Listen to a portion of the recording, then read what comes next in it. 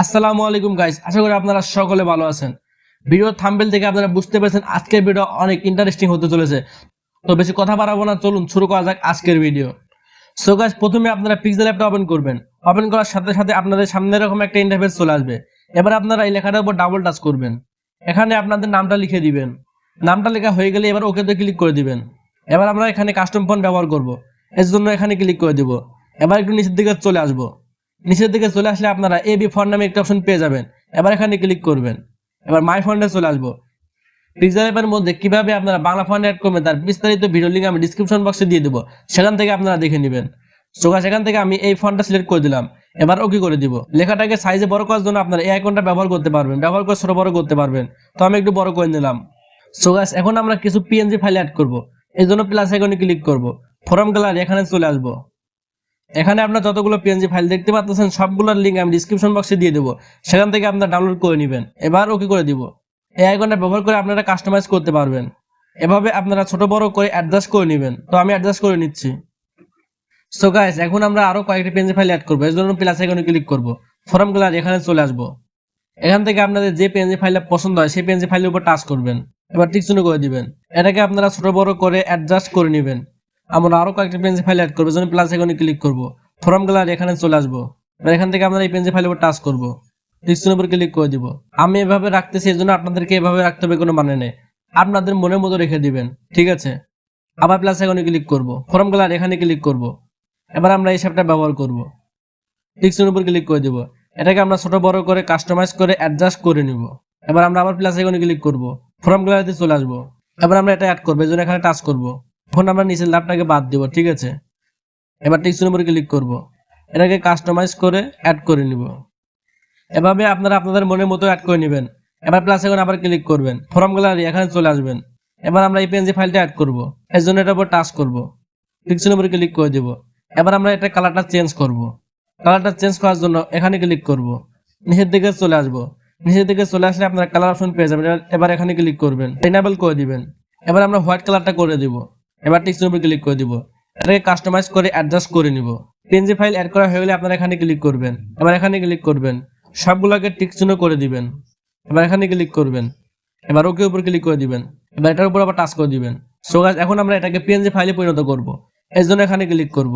এবার এখানে ক্লিক করে দিব। তাহলে আমাদের লোগোটি পিএনজি ফাইলে পরিণত হয়ে যাবে। এবার আমরা এই লোগোটাকে সেভ করব। লোগোটাকে সেভ করার জন্য এখানে ক্লিক করবেন, সেভ অ্যাজ ইমেজ। এবার এখানে ক্লিক করবেন। এবার এখানে ক্লিক করবেন, নিচের দিকে চলে আসবেন, আলটা করে দিবেন। এবার সেভ টু গ্যালারি, ঠিক আছে, এখানে ক্লিক করে দিবেন।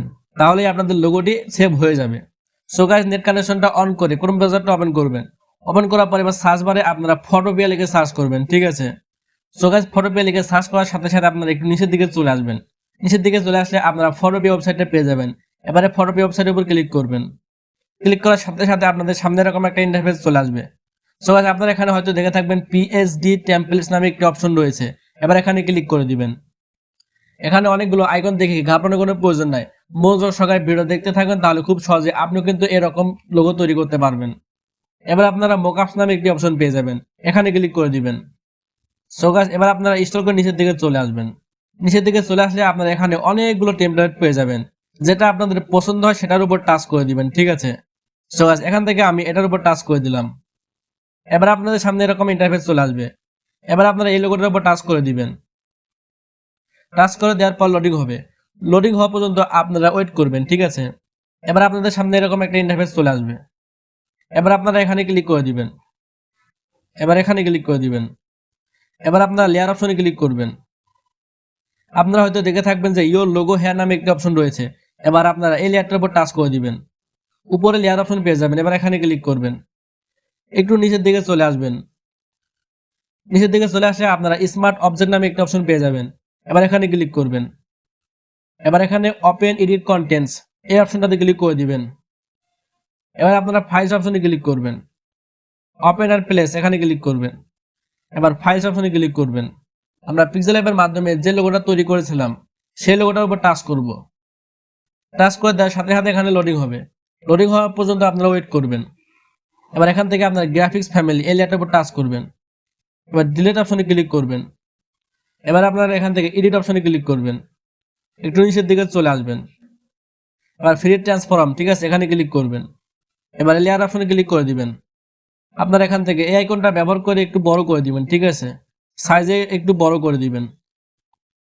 এবার ফাইল অপশনে আবার ক্লিক করবেন। এবার এখানে আপনারা সেভ স্মার্ট অবজেক্ট নামে একটা অপশন পেয়ে যাবেন, ঠিক আছে। এবার এখানে ক্লিক করবেন। আমি যেভাবে দেখাচ্ছি আপনারা মনোযোগ সহকারে দেখেন এবং এভাবে ট্রাই করেন, ইনশাল্লাহ আপনারাও কিন্তু এরকম লোগো তৈরি করতে পারবেন। এবার এখানে আপনারা দুইটি লেখা দেখতে পাচ্ছেন, প্রথমটার উপর টাচ করে দিবেন। টাচ করে দেওয়ার পরে একটু ওয়েট করবেন, ঠিক আছে। সো গাইস, আপনারা দেখতে পাচ্ছেন আমাদের লোগোটি কিন্তু এখানে অ্যাড হয়ে গেছে। এটাকে যদি আমরা একটু জুম করি তাহলে আপনারা বুঝতে পারবেন। সো গাইস, আপনারা কিন্তু দেখতে পাচ্ছেন আমাদের লোগোটি কিন্তু এখানে অ্যাড হয়ে গেছে। এখন আমরা এটাকে সেভ করব, এর জন্য ফাইল অপশনে ক্লিক করব। সো গাইস, এখন আমরা একটু নিচের দিকে চলে আসব। নিচের দিকে চলে আসলে আপনারা এক্সপোর্ট অ্যাজ নামে একটা অপশন পেয়ে যাবেন। এবার এখানে ক্লিক করবেন।